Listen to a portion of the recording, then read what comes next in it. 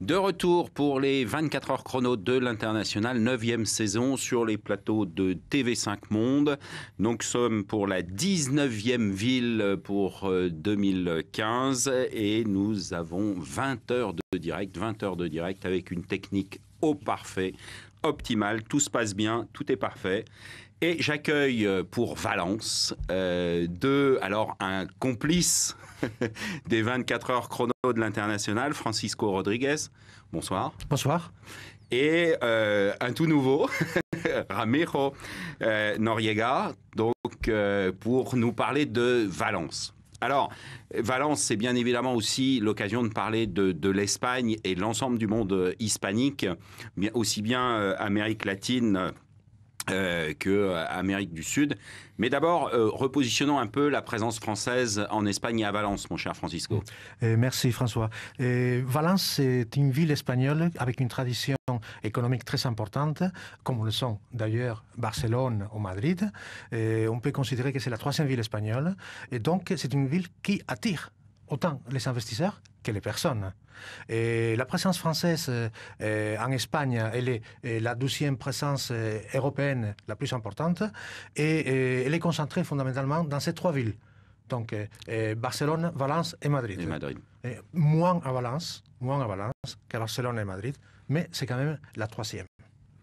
Très bien. Alors, en tant que président de la Chambre de commerce latino-américaine, d'Amérique latine, en France, votre objectif à Valence, c'est quoi? C'est de faire en sorte que le système fonctionne mieux entre l'Amérique latine et Valence? Il est évident que l'Espagne, en tant que pays, Valence, avec les autres provinces espagnoles, ne fonctionne pas en autarcie.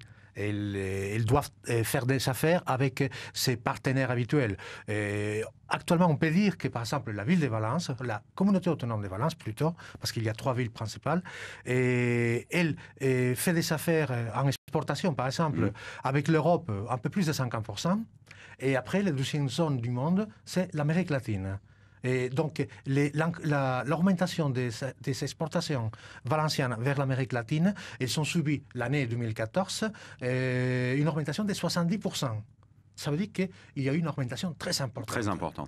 On va d'ailleurs aller interroger Jérôme Bonafont. Jérôme Bonafont est l'ambassadeur de France en Espagne. Alors, monsieur l'ambassadeur, pouvez-vous nous faire une rapide description de la présence française en Espagne? On peut compter qu'il y a à peu près 100 000 Français inscrits sur nos registres en Espagne et donc à peu près 200 000 puisqu'on considère qu'il faut à peu près doubler. Ils sont principalement à Madrid et autour, à Barcelone et autour, et puis dans des grandes villes comme Valence, comme Bilbao, etc. Il n'y a pas un Français type qui va en Espagne. Il y a, je le disais, des gens qui viennent parce qu'ils sont envoyés par l'État ou par leur entreprise. Ils ne sont pas les plus nombreux et de loin.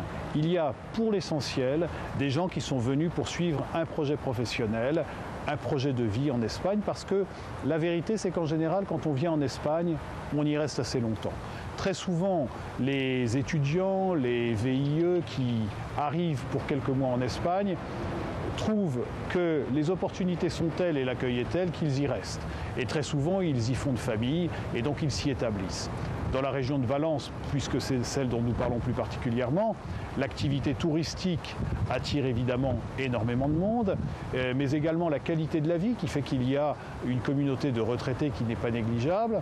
Nous avons des établissements d'enseignement, des lycées, des collèges, donc eux aussi attirent des professeurs. Et donc vous voyez, c'est une grande variété d'activités professionnelles pour une communauté qui ressemble beaucoup à la communauté nationale dans sa répartition entre les actifs et les inactifs, les jeunes et les moins jeunes, les enfants et les parents. Merci, monsieur l'ambassadeur. Alors, de retour sur ce plateau, un point particulier, Francisco, à ajouter au propos de l'ambassadeur, si tant est qu'on puisse ajouter quelque chose après, monsieur l'ambassadeur. Il est évident qu'il a bien exprimé la présence française à Valence. Il faut tout simplement se rappeler aussi qu'en plus de la présence française, si on comptabilise les étrangers qui sont dans la communauté autonome, pour compléter un petit peu les chiffres, il y a 14% qui viennent de la zone euro de la communauté européenne, 14% qui viennent seulement du Royaume-Uni, et 14% qui vient de l'Amérique latine et fondamentalement de Colombie et Équateur fondamentalement. Merci pour la transition, Francisco. Donc, on a sur ce plateau Ramiro. Donc, Ramiro, vous êtes conseiller de culture à l'ambassade d'Équateur en France. Oui. En quelques mots, ça consiste en quoi cette activité? Soyons un peu clairs. Je m'occupe de la promotion de la culture de mon pays en France et ça veut dire s'occuper des artistes, s'occuper des arts en général, des acteurs culturels, s'occuper aussi de la mémoire, du patrimoine, parler du pays ici, de nos langues, de notre diversité, voilà. Et vous êtes un peu la preuve justement que Valence et aussi, enfin l'Espagne en général et Valence en particulier aussi, alors pas le port, mais la version européenne de la relation avec l'Amérique latine. L'Espagne, c'est un point d'ancrage dans l'histoire de l'Amérique latine. Et je ne veux pas revenir sur ces choses-là parce que c'est largement connu. Mais tout particulièrement par rapport à l'Équateur, du point de vue de l'histoire contemporaine, à la fin du XXe siècle, il y a eu un gros clash économique en Amérique du Sud en particulier, et notamment en Équateur. Et il y a eu 15% de la population de l'Équateur qui est partie ailleurs. Un pourcentage important de cette population a fait le voyage en Espagne. Et une partie, ça a été en Valence, bien évidemment. Et donc cette relation, Francisco, entre l'Équateur et l'Espagne, justement, enfin l'Équateur, mais plus particulièrement, plus largement, pardon, la partie Amérique latine, est importante pour l'Espagne. Pour l'Espagne, l'Amérique latine a trois composants fondamentaux. L'Espagne, traditionnellement, avait des liens culturels et linguistiques avec l'Amérique latine. Mais en même temps, l'Espagne a été pendant longtemps 3e à 4e investisseur mondial en Amérique latine. Les relations commerciales n'étaient pas encore très forte et actuellement il y a aussi des brassages des populations. Il y a, après la crise espagnole, beaucoup de gens espagnols qui sont partis vers l'Amérique latine, autant des entrepreneurs que des gens pour faire les thèses de doctorat. Je sais qu'actuellement en Équateur, il y a beaucoup d'Espagnols qui sont en train d'arriver au niveau des universités et dans la création d'entreprises, mais aussi l'Équateur et le Chili. Merci mon cher Francisco. Donc on se retrouve dans quelques instants après une petite page de publicité. En janvier 2016, les 24 heures chrono de l'International fêteront leurs 10 ans d'existence. Profitons de cet anniversaire pour dire un grand merci à TV5 Monde, à tous les partenaires qui nous soutiennent, à tous ces Français du monde entier qui chaque année sont des nôtres. En quelques chiffres, ce sont près de 200 villes traitées durant toutes ces années. Plus de 4000 Français de l'étranger, qu'ils soient entrepreneurs ou expatriés, hommes ou femmes qui ont participé à ces émissions. Et enfin, au total, plus de 15 millions de visionnages durant ces 10 ans. Que la fête de l'International continue et rendez-vous les 19 et 20 janvier 2016 sur mondissimo.com.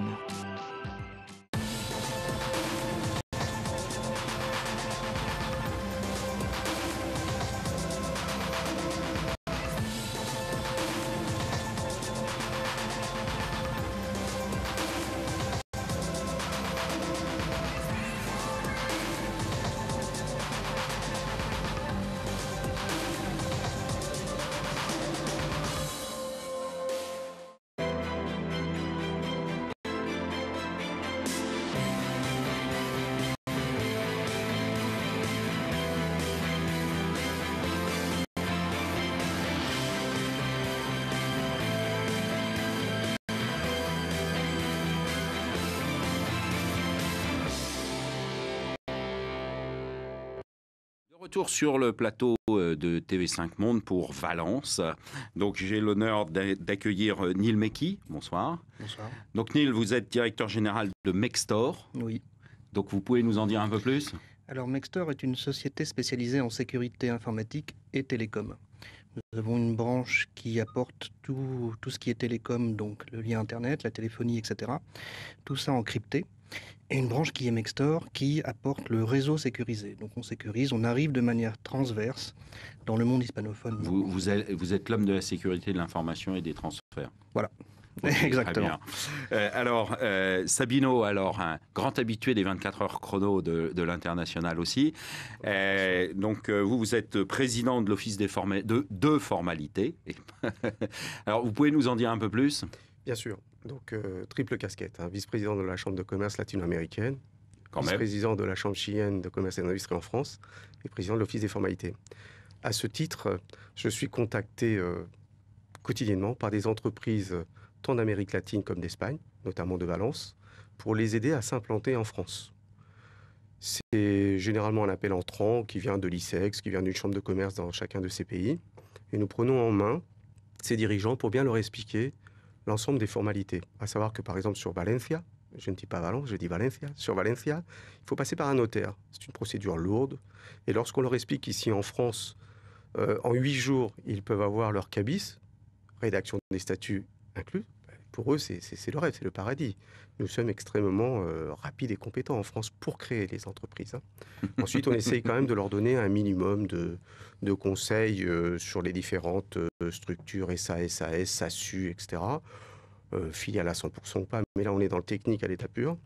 Et généralement, par exemple, cette année, sur Valencia, nous avons eu une vingtaine de demandes. Sur la vingtaine de demandes, il y en a 8 qui se sont réellement concrétisées. C'est énorme. C'est énorme parce que, comme le disait tout à l'heure notre ami Francisco Queiruga, Valencia, c'est le 3e point fort, la 3e ville forte économique d'Espagne, pas la première, pas la 2e. Et le fait qu'il y ait toutes ces demandes de la 3e ville, alors qu'est-ce que ça va être pour la première et la seconde? Mais ça, je vous le dirai peut-être dans une autre émission.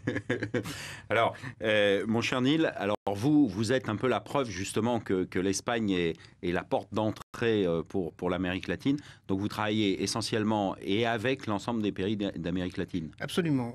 Valence étant une ville importante dans les communications à ce niveau-là vers l'Amérique latine, nous arrivons à sécuriser toutes les communications, aussi bien Internet que téléphoniques, avec diverses solutions qui permettent aujourd'hui de lutter contre le piratage. Alors, il faut comprendre que le piratage, c'est pas forcément un gars dans sa cave. C'est tout un réseau aujourd'hui d'entreprises spécialisées, de mercenaires, qui viennent attaquer pas seulement des institutions, mais aussi des entreprises, des sociétés comptables, des sociétés qui ont des données à vendre à des concurrents. C'est à ce niveau-là que, aujourd'hui, n'importe quelle entreprise qui communique en Espagne et dans le monde latin peuvent être attaquées, peuvent être cibles de mercenaires, pour le compte de la concurrence, par exemple. À ce niveau-là, nous avons développé des systèmes de sécurité propriétaires qui permettent, entre autres, d'assurer qu'il n'y ait pas de décryptage possible, en tout cas même pas de notre part, des communications. C'est sécurisé totalement des deux côtés par le client. Exactement. Très bien. Merci mon cher Neil, merci mon cher Sabino. On va aller interroger Bertrand Barthélémy au sujet des opportunités d'affaires en Espagne. Indépendamment du secteur, je pense que n'importe quelle entreprise française qui a un bon produit, qui présente un bon rapport qualité-prix adapté au marché espagnol et qui surtout se donne les moyens de réussir sur ce marché, a des opportunités à saisir. La consommation, comme je disais à l'instant, reprend petit à petit, donc là il peut y avoir des opportunités. Et puis il y a des secteurs dans lesquels nous identifions beaucoup de synergies entre la France et l'Espagne, qui sont très porteurs, avec participation d'entreprises des deux pays sur de gros projets. On parle par exemple du secteur aéronautique aérospatial, du secteur de l'automobile, tout ce qui est grande consommation, distribution, cosmétique, agroalimentaire en général. Donc il est clair que l'éventail est extrêmement large. Merci. Et de retour sur le plateau de TV5 Monde pour les 24 heures chrono de l'International. Et j'accueille de nouveau notre ami Francisco et notre ami Guillermo Saavedra, donc, qui est président. Alors, je vous laisse vous présenter. Le président de la Chambre chilienne de commerce et l'industrie en France. Voilà. Lesquels on travaille ensemble avec la Chambre latino-américaine, avec José Francisco Queiruga. Et là, on parle d'opportunités d'affaires sur l'Espagne. L'un comme l'autre, vous avez bien évidemment des exemples sur les opportunités d'affaires sur l'Espagne et sur le monde latino-américain. Oui, si on voit nous, par exemple, au Chili, l'Espagne, il est largement représenté en Amérique latine et au Chili fondamentalement. La banque, les entreprises, comme c'est la langue qui permet, parce que comme en Amérique latine, il y a 22 pays qui parlent la langue. Donc voilà, il y a je profite pour dire que nous avons développé et fait avec la Chambre latino-américaine un manifeste pour que tous les forums, les réunions importantes au niveau international puissent être en espagnol. Voilà. Et donc, c'est l'une des choses pour laquelle... Vous faites pression pour la langue espagnole. Justement parce qu'il y a presque 800 millions d'habitants qui parlent espagnol dans le monde. C'est la 12e langue plus parlée en dehors de l'anglais. Donc, quand on va sur Internet, qui vient de parler tout à l'heure, notre ami Neil, par exemple, et on voit que sur Internet, c'est l'anglais et l'espagnol. Voilà, l'un des plus parlés. Bon, pour revenir au niveau de l'Espagne, par exemple, aujourd'hui, nous avons au Chili énormément d'Espagnols, scientifiques, chercheurs, des étudiants. Depuis qu'il y a eu le collapse en Espagne, on peut dire économique, donc les choses se sont inversées parce qu'il y avait beaucoup de Chiliens qui allaient en Espagne, et aujourd'hui, il y a des Espagnols qui vont au Chili. Et voilà. Donc c'est aussi, Francisco, encore une fois, une porte d'entrée. C'est une porte d'entrée, mais en plus, Valence, par rapport à l'Espagne, il faut signaler qu'il y a un port qui est un des ports les plus dynamiques d'Espagne, qui est excédentaire dans son commerce extérieur. Par exemple, Barcelone ou Catalogne n'est pas excédentaire en commerce extérieur. Donc, ce sont des éléments quand même très forts. Très important pour l'export, et la capacité, tous les services sont disponibles à Valence pour justement favoriser le commerce avec l'Amérique latine. Exactement. Le Chili, il est un des éléments importants parce qu'il y a beaucoup de demandes chiliennes et des sociétés espagnoles qui veulent partir au Chili. Et pourquoi? Parce que le Chili, il a un accord commercial avec l'Europe, mais aussi avec la Colombie et le Pérou, qui est important parce que ça génère une zone qui est beaucoup plus importante. Qui est beaucoup plus large. Et donc, ce n'est pas un marché de 20 millions d'habitants, c'est un marché quand même de 200 millions d'habitants, un mini-marché très important où il n'y a pas de taxes de douane. Donc si je suis bien votre réflexion, mon cher ami, s'installer à Valence, c'est accéder à 200 millions d'habitants. Exactement. Très bien. Merci beaucoup. On va aller justement interroger Patrick, consultant interculturel à Berlist, pour avoir la notion... non, je me suis trompé, on va aller voir une pub. Oui. Publicité, si vous plaît. C'est bien. C'est bien d'aimer sa culture, d'aimer sa géographie, d'aimer son histoire. Mais je pense que le plus important, si vous voulez réussir en Espagne, c'est d'aimer les Espagnols. Hein, vraiment de les aimer. Et ça se lit sur votre front. Hein, c'est marqué sur votre front. Si vous n'aimez pas les Espagnols, eh bien les Espagnols le liront tout de suite sur votre front. Et ça ne fonctionnera pas. Hein, donc, et vous serez, le mieux, ça serait de repartir en France. Donc, n'oubliez pas, hein, il faut aimer l'espagnol. Et l'espagnol, il vient naturellement en contact avec vous, hein, par le regard, par la parole, par le contact. Hein, il vous fera la bise, et quand il vous connaîtra bien, il vous fera ce qu'on appelle un abrazo. Hein. Donc, il y a un lien fort. L'espagnol vous tutoie. Hein, évidemment, ça peut surprendre, mais on tutoie en Espagne, on tutoie son patron, on tutoie un ministre en Espagne. Hein, et donc, c'est vraiment un contact très proche. Bon, ça peut surprendre si vous êtes en train d'essayer un costume dans une boutique et que la vendeuse vous dit « Ah ben tiens, ta cravate va bien avec la couleur de tes yeux ». Bon, c'est sûr que ça peut surprendre, mais bon, si on aime les Espagnols, au bout d'un certain temps, on trouvera ça très agréable. Merci beaucoup et merci à la technique d'avoir suivi mes erreurs. Merci beaucoup. Donc revenons un peu sur cette notion d'interculturel, mon cher Francisco, et puis ensuite j'accueillerai notre nouvel invité, Guillaume Gibbon. La question interculturelle, elle existe bien sûr au niveau antérieur de l'Espagne, entre les différentes provinces espagnoles, parce qu'il y a aussi des langues vernacules dans les différents coins espagnols, où on manifeste aussi cette identité par rapport à la langue. L'espagnol a l'avantage aussi qu'il est aussi parlé dans beaucoup de contrées de l'Amérique latine, ce qui nous donne la possibilité d'attirer des capitaux, parce que c'est une plateforme de contact ouverte, et où on peut, d'une certaine manière, casser la différence de la langue. Mais l'interculturel, ça va exister, parce que si vous arrivez au Chili ou en Argentine, vous allez vous trouver avec une culture quand même qui est différente. Il faut s'adapter au fur et à mesure, mais on a l'avantage de la langue. Ça, c'est quand même pas mal. Alors maintenant, on va un peu parler d'économie en accueillant notre nouvel invité, donc Guillaume Gibaud. Donc Guillaume Gibaud, vous êtes le président de la société Croissance et Territoire. Vous pouvez nous en dire un peu plus? Bonsoir François. Bonsoir. Croissance et Territoire est un cabinet de conseil en management de projet, également en stratégie, et nous proposons à nos clients des services aussi autour des affaires publiques et de l'influence. Et donc, vous avez mis en place vous avez été novateur sur les stratégies d'investissement.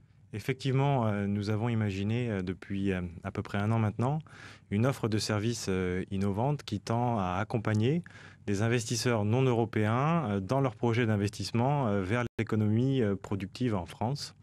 Et à ce titre-là, nous avons démarré depuis maintenant plusieurs mois la commercialisation de cette offre de services. Et concrètement, ça se passe comment? j'ai l'intention, je suis chilien, j'ai l'intention de venir en France, ça se passe comment? Alors l'intérêt de cette offre de service et son innovation, c'est que nous avons mis en place un service clé en main. Donc si vous êtes chilien, vous consultez notre catalogue de produits, de projets d'investissement. Ça peut être des investissements dans des PME ou alors également des investissements dans de l'immobilier commercial.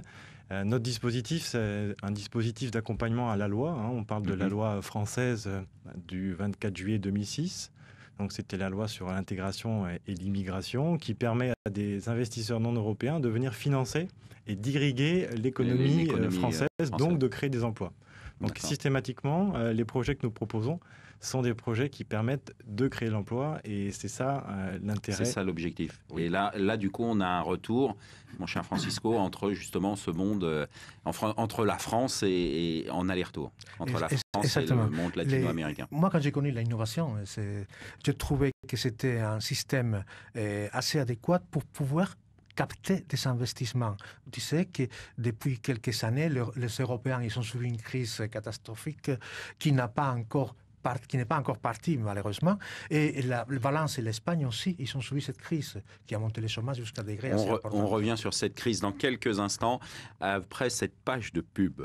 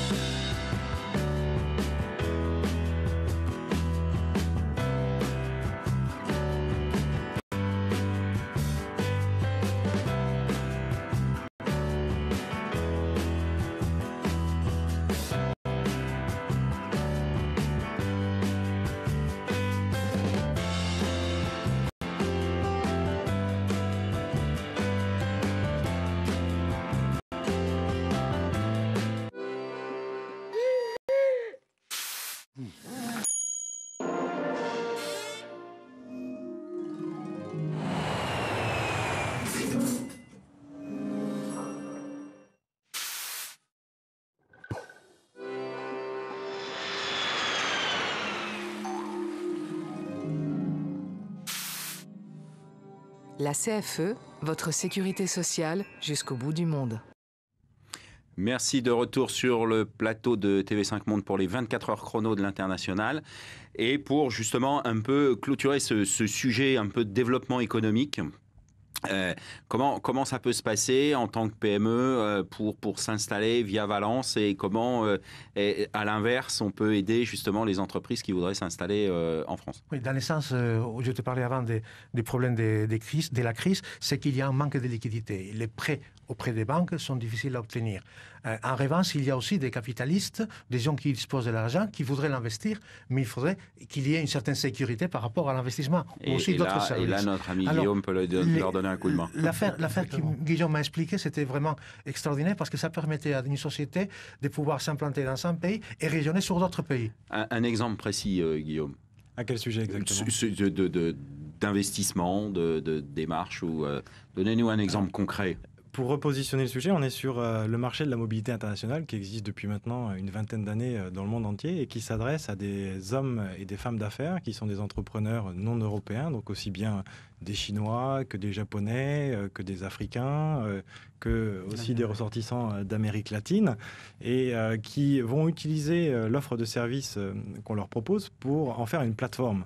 Et notamment, on le sait très bien, on a discuté avec Francisco, les chefs d'entreprise de l'Amérique latine qui souhaitent aussi investir en ce moment en Afrique de l'Ouest, qui est un vrai relais de croissance, pourront utiliser cette plateforme en France qui leur donne une structuration dans leurs affaires, une société française et la capacité ensuite une sorte de hub financier. Oui, on monte effectivement une plateforme en France qui va permettre de structurer ces investisseurs et ces hommes et ces femmes d'affaires avec pour objectif premier d'abord de financer l'économie française et d'irriguer aussi nos territoires et donc le développement économique de la France. Messieurs, merci beaucoup et je vous propose pour notre part de nous retrouver dans quelques instants après une page de pub.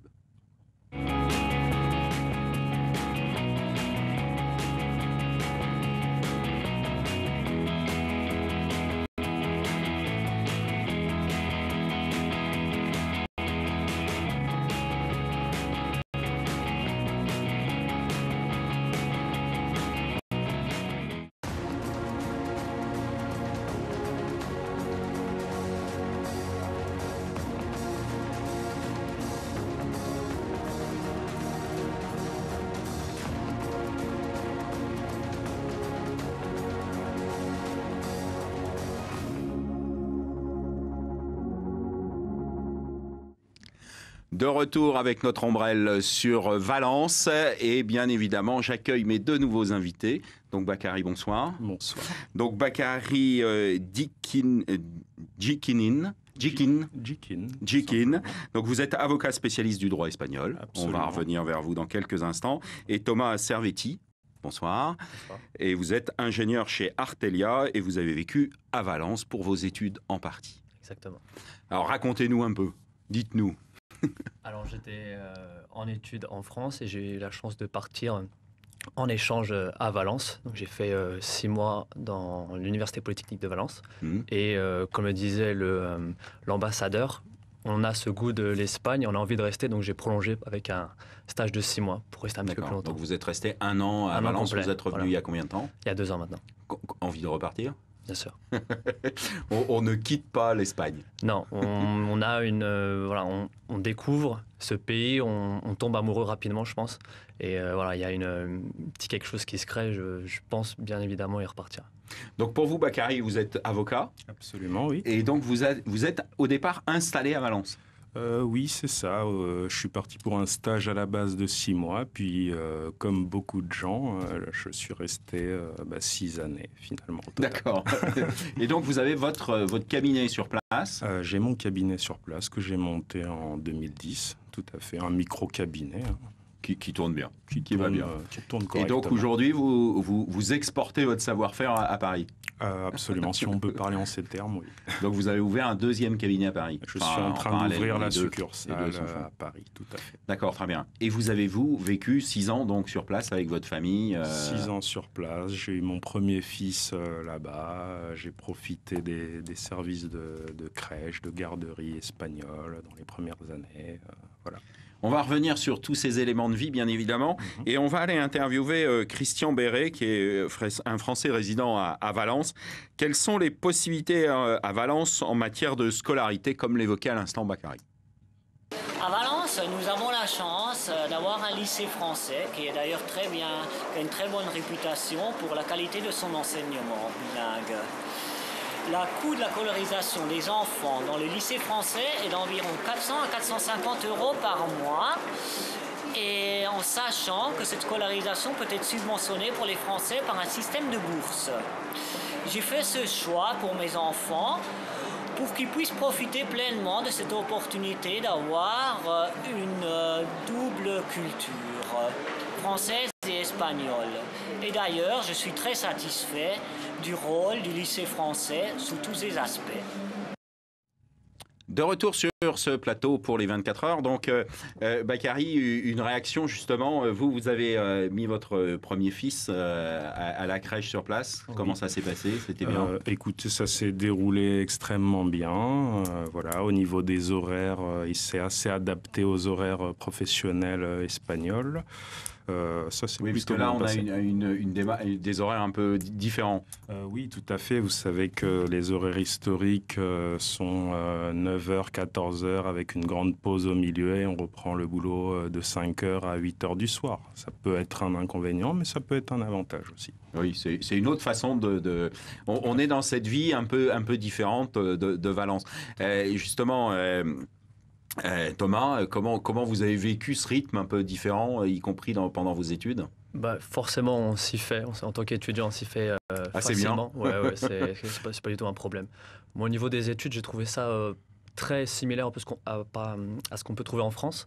Seule la distance par rapport aux professeurs, je trouvais différente. On n'a pas cette rigueur, cette rigidité du contact. Un petit peu à l'instar des pays anglo-saxons, on est beaucoup plus proche du professeur. Donc, c'est un confort. Oui, ce qu'on disait tout à l'heure sur la notion d'interculturel, où on tutoie facilement. Exactement. Les Espagnols sont beaucoup plus proches. Donc, beaucoup plus tactiles dans tous leurs rapports. Et donc ça, c'est quelque chose qui interpelle au départ. Oui, ça peut choquer, mais si on est un petit peu ouvert d'esprit, il n'y a pas du tout de souci. On s'y fait et au contraire, on apprécie. Et dans les relations avec les clients, comment ça se passe? C'est un peu dans la même approche, Bakary? Avec les clients, ça se passe plutôt bien. Mais vous pouvez préciser la question? Sur la notion interculturelle, sur la proximité, les choses comme ça?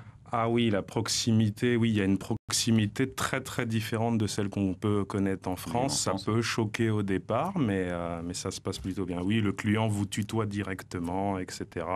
Ça peut être surprenant, mais ça se passe plutôt bien. Vous aviez un exemple? Non, je pensais justement en France, on va avoir une distance avec des hommes de loi. C'est quelque chose de vraiment qui se passe dans un cadre. Les avocats chez Exactement. Nous. Alors, je sais pas, peut-être que c'est différent. En Espagne, on les respecte beaucoup aussi, mais disons on voit les choses un peu différemment. Voilà. On va aller interroger justement Annick Onofra concernant quels sont les quartiers de prédilection pour résider à Valence. Le quartier privilégié des Français à Valence serait l'extérieur de Valence. En priorité parce qu'on peut louer des villas avec piscine à des prix très abordables, entre 500 et 1000 euros grand maximum, dans de bonnes urbanisations à l'extérieur de Valence. Et pour ce qui est dans Valence même, le quartier privilégié des Français, c'est ce que l'on appelle le Barrio del Carmen, Rusafa, c'est-à-dire des quartiers branchés. Retour plateau, bien évidemment, avec mes invités. Alors, je vous voyais acquiescer sur un certain nombre de points. Pour vous, comment ça s'est passé pour le logement ? Alors, j'acquiesce sur certains points, notamment le Barrio del Carmen. C'est vrai que c'est le quartier de prédilection, mais pour mon expérience personnelle en tant qu'étudiant, c'est pas forcément là où on va aller parce qu'on trouve pas les meilleurs rapports qualité-prix et en plus on est loin des universités. Pareil pour la localisation en dehors de l'agglomération, forcément, c'est pas ce que les étudiants vont privilégier. Pour ma part, ça aurait été d'autres quartiers comme Blasco Ibáñez ou Benimaclet. Voilà, plus près des universités. Et Bakary, pour votre part, avec votre famille? Je suis assez d'accord avec Thomas à ce niveau-là, puisque c'est vrai que je suis parti pour des études, donc à la période d'études, j'étais beaucoup sur le quartier Blasco Ibáñez, mais après, c'est vrai que Rusafa, pour la famille, c'est un excellent quartier, ainsi que le Carmen. Alors revenons quelques instants sur les aspects juridiques. On a un homme de loi parmi nous. Quels sont les conseils que vous donneriez à un chef d'entreprise français juridiquement pour entreprendre une démarche vis-à-vis de Valence ?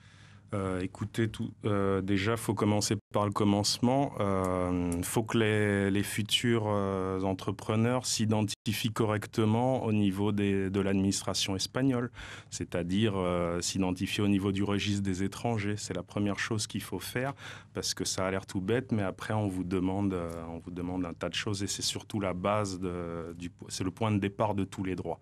Et aussi sur le registre municipal qu'on appelle empadronamiento, pardonnez-moi, mais il n'y a pas de traduction ou alors je ne la connais pas.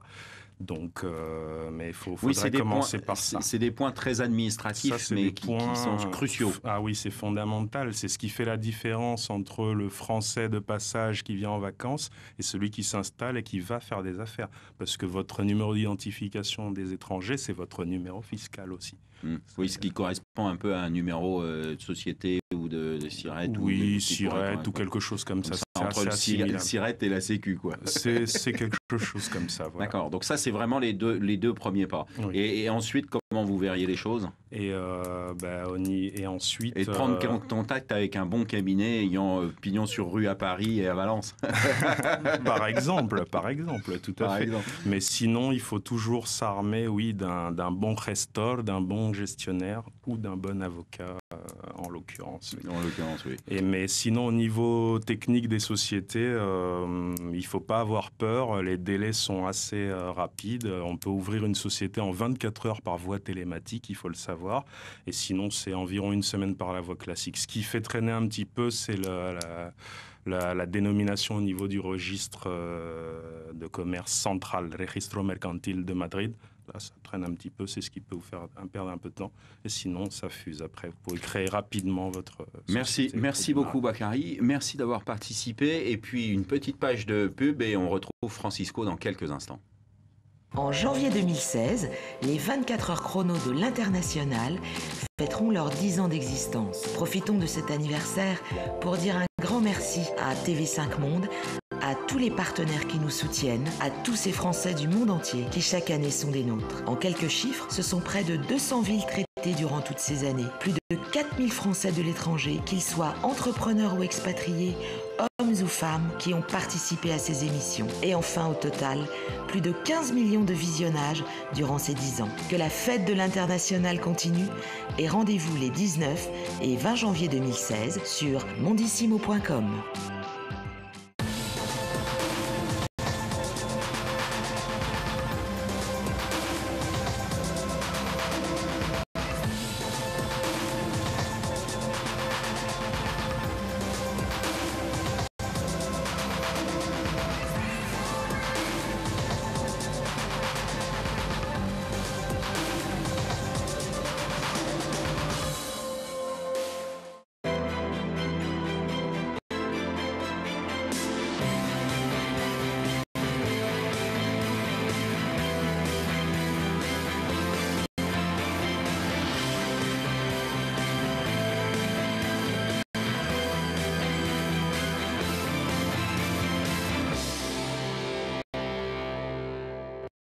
De retour pour les 24 heures chrono de l'International pour Valence et nous sommes un peu en conclusion de cette émission. Alors, mon cher Francisco, quelles sont un peu les erreurs à ne pas commettre quand on veut aller entreprendre dans le marché espagnol et plus particulièrement en Valence? Une des premières choses à faire, c'est toujours respecter l'autre, essayer de savoir comment il vit et comment il va percevoir notre manière de nous manifester. Évidemment, à Valence, il y a une langue qui est le valencien, et qui n'est pas la même langue que le catalan, même si elles se ressemblent. Donc ça, il faut le savoir.